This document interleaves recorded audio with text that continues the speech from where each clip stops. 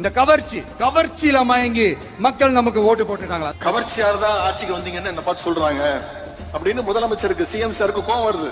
சரி, கவர்ச்சியர் ஜெயிக்காம நீங்க எதை வச்சு ஜெயிச்சீங்க சொல்லுங்க பாப்போம். ஏதாவது ஒரு 2 காரணம் சொல்லுங்க பாப்போம். கலைஞர் மாதிரி இந்திய எதிர்ப்பு போராட்டத்துல கைது பண்ணி போராட்டம் பண்ணி ஜெயிலுக்கு போயிட்டு வந்தீங்களா? சரி, எங்க தலைவர் மாதிரி மிசா கொடுமையில 1 வருஷம் உள்ள இருந்து வந்தீங்களா? கட்சி ஆரம்பிச்சே 2 வருஷம் தான் ஆகுது. மாநில உரிமைகளுக்காக என்னைக்காவது குரல் கொடுத்திருக்கீங்களா?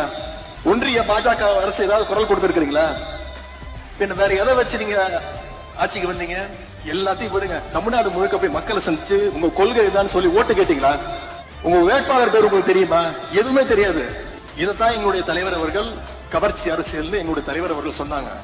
நல்லா வருது வேணான்னு பாக்குறேன். தமிழ்நாட்டு மக்கள் காத்துக்கிட்டு இருக்காங்க. இந்த முதலமைச்சர் வாயில ஏதாவது ஒரு நல்ல வார்த்தை வருமா அப்படின்னு, ஏதாவது ஒரு திட்டங்கள் வருமான்னு நீ காத்துக்கிட்டு இருக்காங்க. அவர் வாயில நல்லா வந்துருமா? வாயில என்ன வரும்? தமிழ்நாட்டு மக்கள் வாயில நிறைய வரும். புதுசா அந்த சூட் எல்லாம் போட்டு வரும்ல, அதை பத்தி கூட நிறைய பேரு, ஏன் நாமெல்லாம் கோட் சூட் எல்லாம் போடக்கூடாதா? அவர் கோட்டு சூட்டு போடுறாருல, அதை நாம கிண்டல் பண்ணிட்டோமா?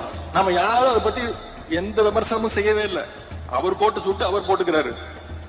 அதுக்கு ஒரு புதுசா ஒரு விளக்கம் கொடுத்திருக்கிறாரு.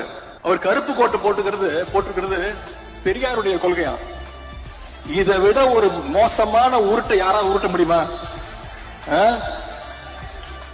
உங்க ஜோசியரை அபிஷியல் கவர்மெண்ட் அட்வைசரா முயற்சி பண்ணி பல்பு வாங்கின ஒரு உண்மையான பெரியாரிஸ்ட் என்றாலும் நீங்க கோட்டு சூட்டு போடுறதுல எங்களுக்கு பிரச்சனையே கிடையாது.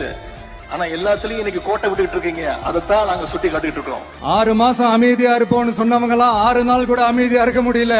6 மாசம் சும்மா இருப்பேன்னு சொன்னீங்களே அப்படின்னு அழுகுறாருங்க. 6 மாசம் சும்மா இருப்பேன்னு சொன்னீங்கல்ல, இப்பெல்லாம் பேசலாமா அப்படின்னு புலம்புறாரு.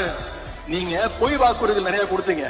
அப்பவே சொன்னோம் இதெல்லாம் நிறைவேற்ற முடியாதுன்னு. அதை செயல்படுத்துவதற்காக உங்களுக்கு 6 மாசம் டைம் அப்படின்னு எங்க தலைவர் சொன்னாரு. எபிஷியன்டான அந்த போலீஸ் ஆபீசர்ஸ் டீம் நான் அப்பாயிண்ட் பண்ணி இருக்கிறேன். பெண்கள் பாதுகாப்பான அந்த சிங்க பெண் காவல் படை.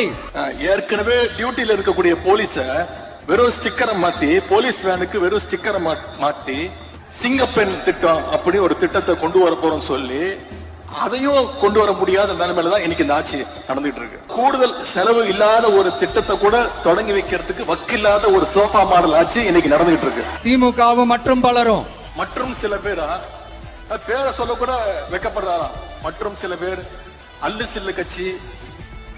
நான் கேட்கிறேன், அப்புறம் அல்லு சில்லு கட்சி தானே, அப்புறம் எதுக்கு அவங்க எல்லாம் போய் தனித்தனியா போய் பார்த்து சால்வ் போட்டு போட்டோ எல்லாம் எடுத்தீங்க? எதுக்கு சோஃபா செட் அமைச்சீங்க? திருச்சியில் அவர் பேசின பேச்சை கேட்டு இன்னைக்கு தமிழ்நாட்டு மக்கள் தலையில அடிச்சுக்கிறாங்க. இவரெல்லாம் ஒரு முதலமைச்சரா தேர்ந்ததுக்கு முன்னே இன்னைக்கு தலையில அடிச்சுக்க ஆரம்பிச்சுட்டாங்க.